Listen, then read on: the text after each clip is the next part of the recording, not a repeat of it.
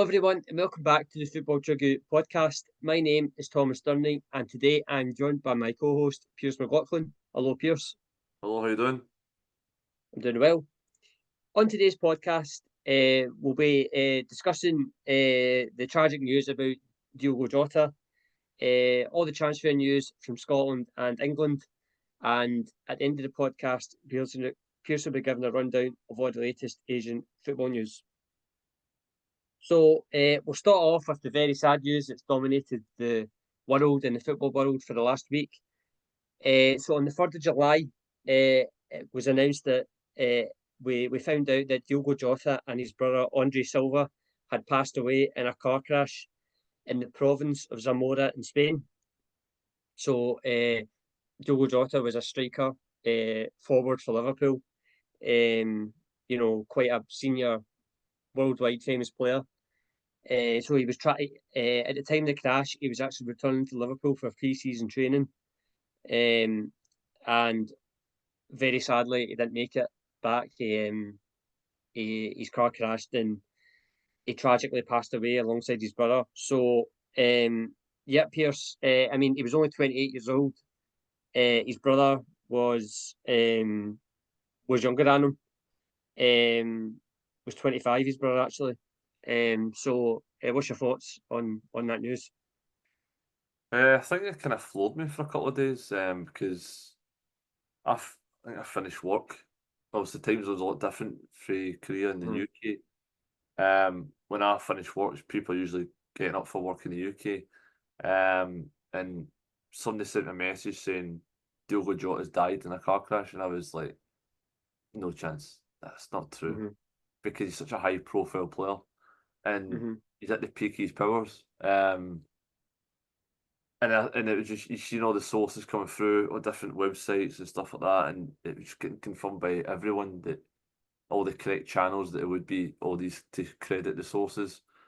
And I just couldn't believe it. Because, like you say, he just won the Premier League with Liverpool. He won the Nations League with Portugal. He's a key figure in both teams. He's 28 years of age. Just got married as well to his long-term partner. He's got 3 young kids. Yep. And the fact is he lost his younger brother at the same time as well. And what puts it in perspective for me is, like, obviously I'm not a professional footballer, but I'm the same age as him, 1996. So it kind of hit home a bit. Like, life's short, man. Like, he's at the prime of his life. He's just get married. He should be challenging for the Premier League again next season. And sadly his life's gone in an instant because a tragic car accident which can happen at any moment. And could, like you say, he was travelling back to Liverpool for pre-season because he had his surgery and he wasn't allowed to fly back because it could be complicated in terms of air pressure and stuff. So that's why he was travelling to Portugal to travel from Spain to Portugal to then catch the ferry to go over to England. But I know such tragic news. You've seen all the outpour from everyone across the footballing world and how much it meant in terms of his footballing ability, and obviously just him and his generosity as a man and his kindness. And I think this came across. I don't think anyone's got a bad word to say about Diogo Jota, the man and the footballer. For me, really sad loss, devastated. I don't support Liverpool. I'm not Portuguese, but it's really hit home, and I thought it was tragic news. You never want anyone to die, especially that young. And the fact is, like, I just feel sad, man, that these 3 kids are going to grow up without a dad, like, to you know, be able to see the kids grow. I'm just lost of words. Lost of words. Yeah. No, I know it's there's nothing good that comes out of this at all. The whole thing is just so sad and so tragic. I was a bit like you. I mean, I was at work, so I just started work, and I was busy, and somebody came up to me and told me that he died, and I didn't believe it as well. I was like, no, I don't think that's true. I mean, because I don't know what it is with footballers, right? But like famous worldwide footballers, but you always have this. I don't know about you, but I always have this thing that they're sort of untouchable. Like nothing will ever happen to them. Like like they're like protected for life for like up until they get very old. You never see these things happen to these sort of worldwide famous footballers. But then obviously when I found out it was true, it was just I couldn't believe it. I really couldn't. It was just such a shock, and um, the fact that his brother died as well. Um, when I found out that, as is like I must have just. I think football just comes secondary to these things. The first thing you think about is like obviously his family. I mean, like his mum and dad, their mum and dad, losing their two sons at the same time in the most brutal way possible in a car crash, and then obviously Diogo Jota's wife. I mean, the fact that, as you said, they just got married literally days ago, and they've got three young children. I mean, it's unbelievably tragic. It really, really is.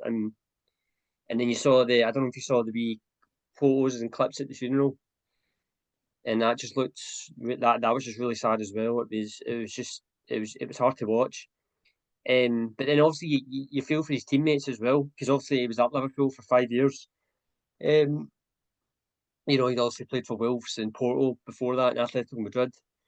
Obviously, he's more famous for being at Liverpool. He was there for 5 years, and a lot of these players would have grown up, you know, have won titles with him, played with him many times, and obviously his national team as well. Like these kind of guys are so close to him, so you would obviously think about what they're going to go through.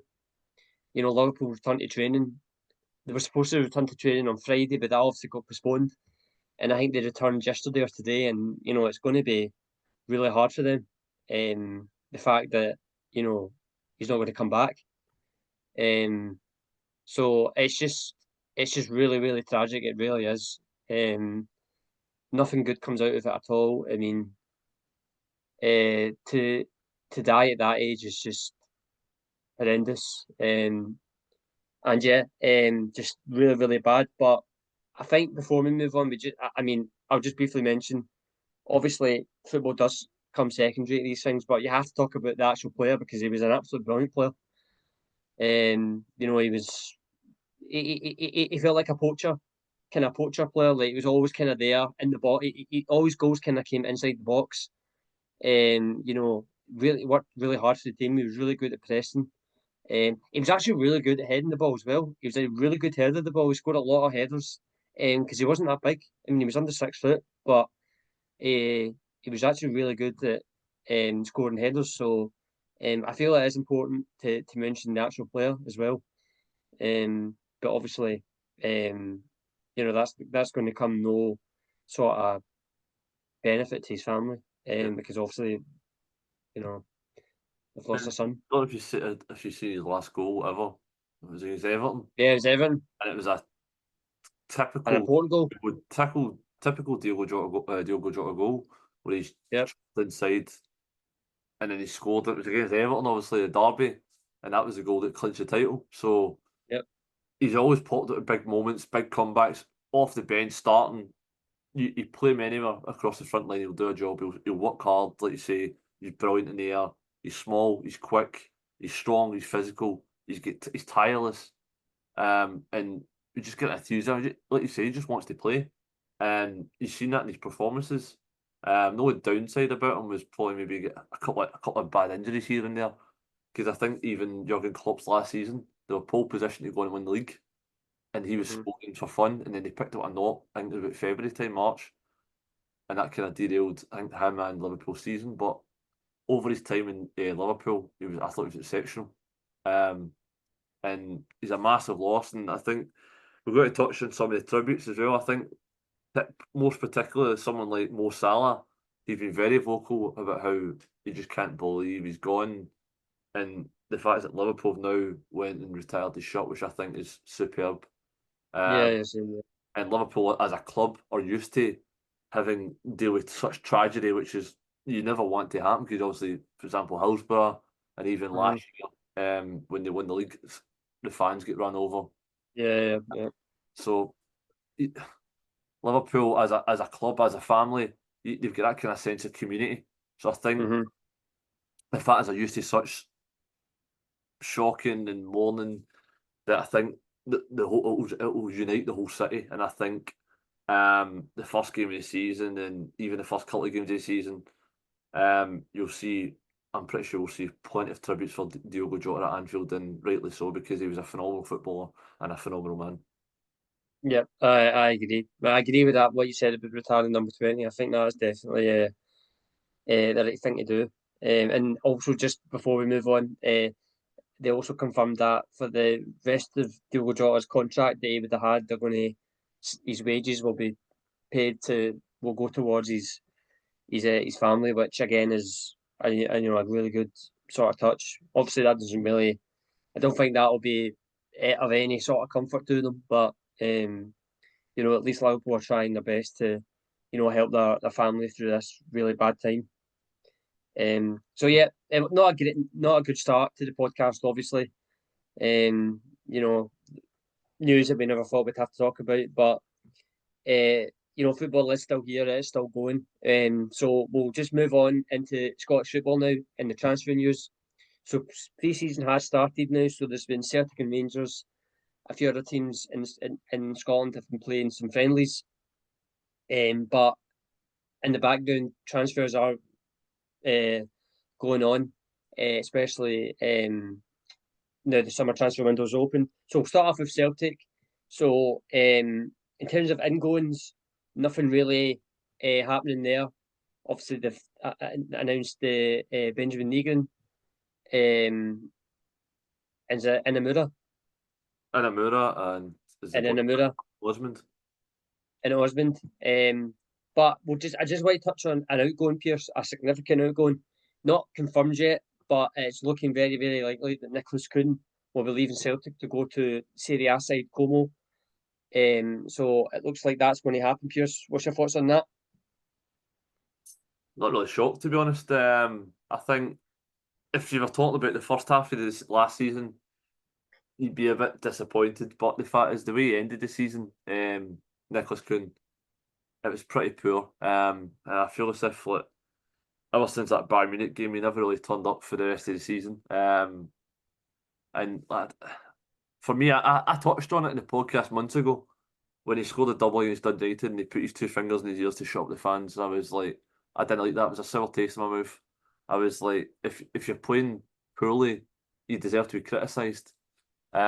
Just because you scored two tap-ins in one game doesn't mean you're a world beater. But like I say, his first half of the season was electric. He was arguably the player of the season in Scotland, the top goal scorer in Scotland, and then he fell off a cliff. But good value for money for Celtic, signing for £3.5 million. And a year later, you're selling her for, I think, roughly about 17.5 million. So fantastic profit, and I'm sure Celtic will reinvest that accordingly. But no, I think obviously, I think it's a good move for both parties. I think he wanted the move. I think Brendan Rodgers touched on it, that Nicholas Kuhn doesn't want to be at Celtic anymore. Yeah, it's I think for the fee and the money that Celtic are getting, I think it's quite a good deal for them. I think it is obvious that Nicholas Kuhn does want to move on. And Como are a team that are on the rise. Obviously, Cesc Fabregas, a worldwide name, managing to be managed under him must be quite quite a pull for him. Obviously, the area Como is a beautiful area, so and obviously playing in Serie A. So I think it's a lot there for Nicholas Kuhn that he feels like he can go and challenge himself somewhere else. But in terms of the player, he's definitely shown in a Celtic shirt what he's capable of. On his day, he's a really, really dangerous, high level player. But he obviously did go sort of on and off at times. But I think for Celtic, they'll be pleased with the deal. And I'm sure that they'll reinvest that money into positions that they want to strengthen. So yeah, just want to touch on that. We'll move on to Rangers. So obviously Rangers is really busy there. There's quite a lot of ingoings. So I just want to touch on a couple players. So Rangers confirmed Theo Asgard as a new signing from Luton Town, and also today Nasser Jiga from Wolves, who they've signed him on loan. So and I think there is more to come as well. So what's your thoughts on that, Pearse? I don't know too much about either player, but I know the position they play. And I think these two positions are looking to strengthen and bolster the numbers.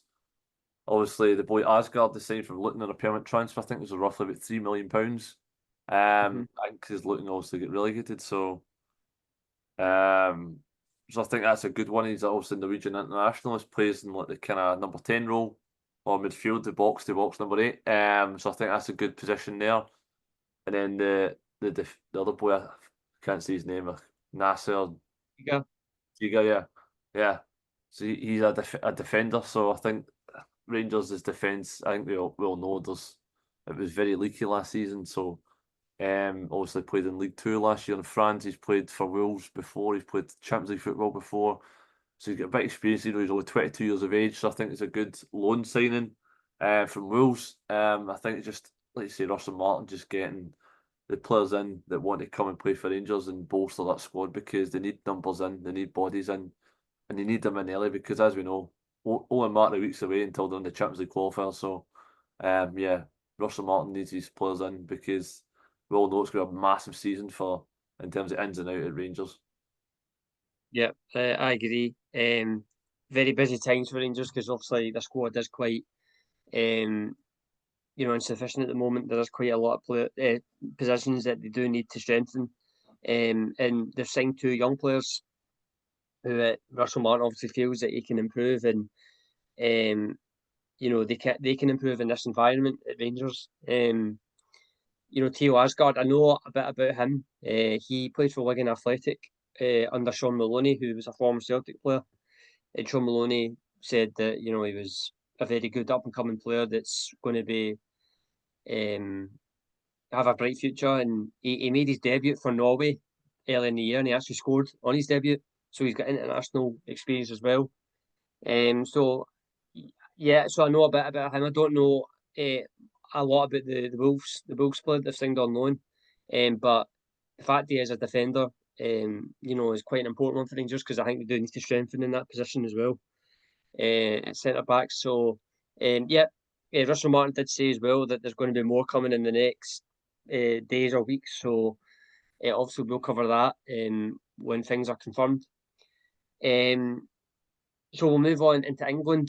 Nothing too much happening in the last week or so that's confirmed. The only thing that has been confirmed is that Arsenal have signed Martin Zubimendi from Real Sociedad. So that's been quite a long run saga. That Zubimendi story. He was nearly going to Wolves. He was nearly going to Liverpool last summer, and he rejected that. But this summer he's decided that he wants to join Arsenal and Arteta in London. So Pearse Zubimendi to Arsenal. What's your thoughts? He's a very good player. I think we've seen that at the Euros. Obviously, he was replacement for Rodri. Obviously, been very consistent for his boyhood club, Real Sociedad. He's got Champions League experience, Europa League experience. He's a really good DM.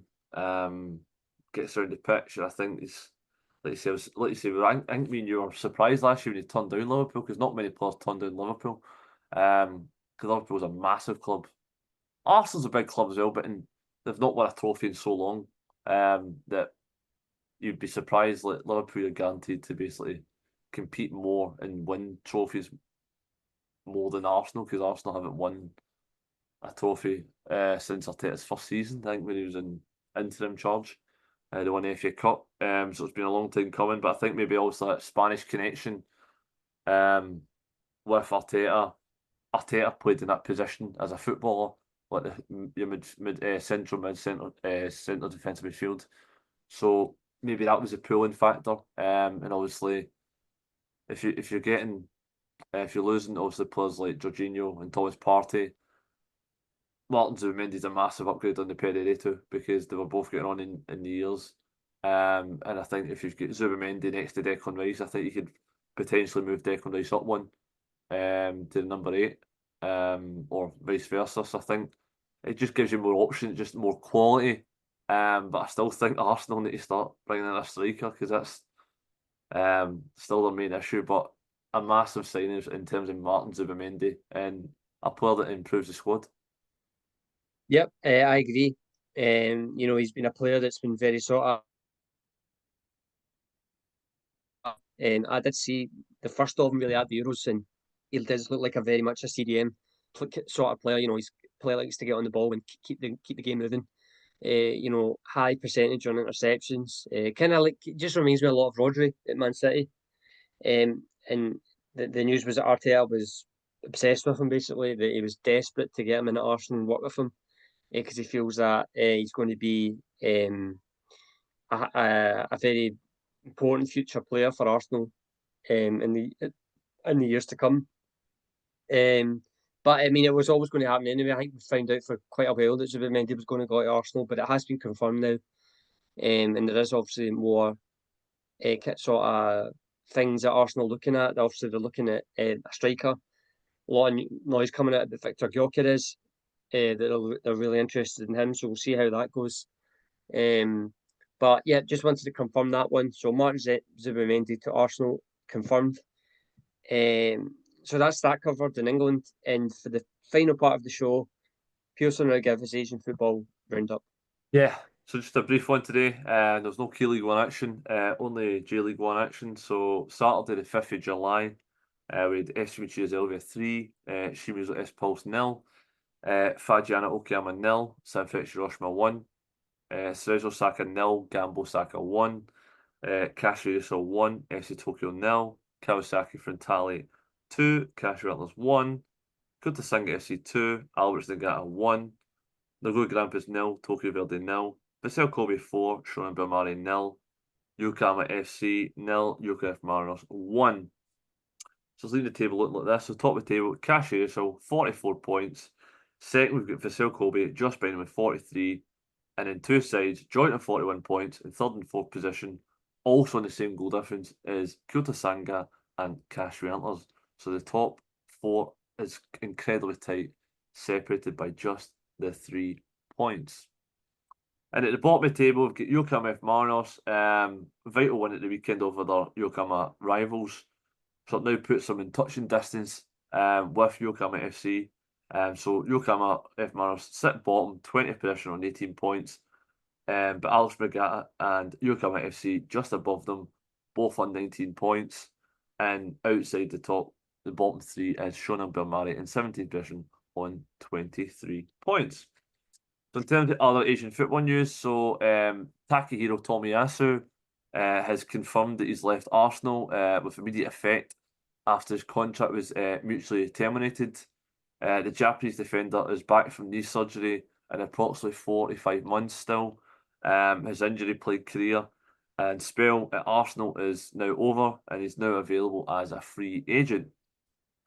So Birmingham City have signed Rennes striker Kyogo Furuhashi in a deal worth £10 million. The 30-year-old has signed a 3-year contract with the Championship side. And also, you mentioned earlier, Celtic have signed Japanese defender Hayato Inamura from J League One side Alberts Niigata, who puts pen to paper on a 4-year deal with the Scottish champions. And that is all your latest Asian football news. Thank you, Pearse, and thank you everyone for listening to this episode of the Football Chuggu Podcast. This podcast will be available to listen to on the Football Chuggu YouTube channel and also the Football Chuggu website. Thanks for listening and see you soon. Bye-bye.